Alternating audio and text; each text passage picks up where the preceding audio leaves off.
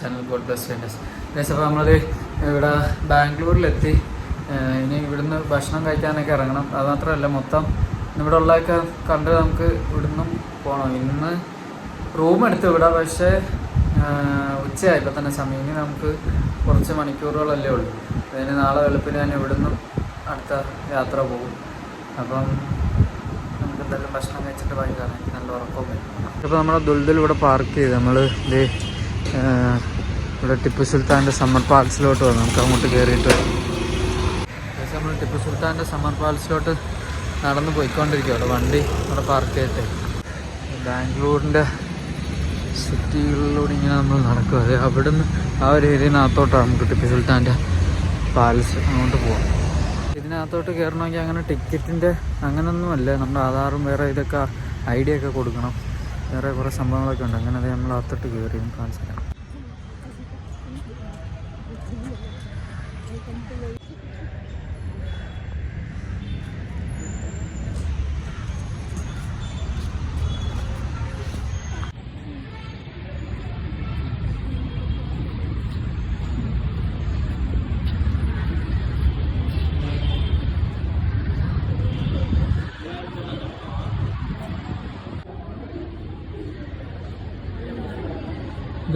ഇത് ടിപ്പു സുൽത്താൻ്റെ ഇത് summer palace. ഇവിടുന്ന് അകത്തോട്ട് കയറാം.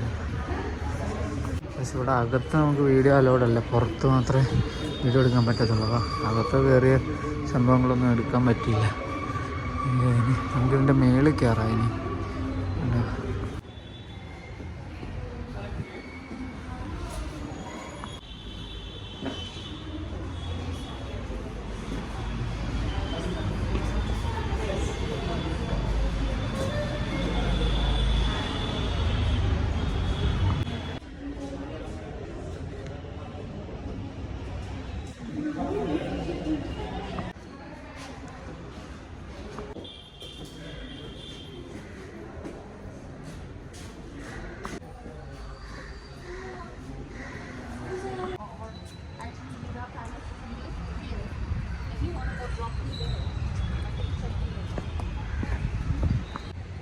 ഇതുണ്ടായി നിൽക്കുന്നതൊക്കെ.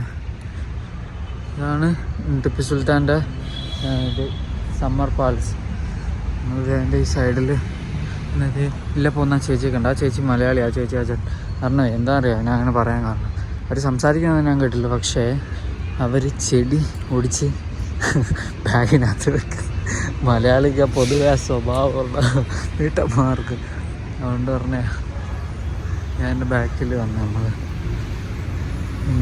നമ്മൾ ഇങ്ങനെ ഇങ്ങനെ വേറെ ഇവിടെ എന്തുവാ, ഇവിടെ ഒന്നുമില്ല. നമുക്ക് അടുത്ത സ്ഥലത്തോട്ട് പോവാം.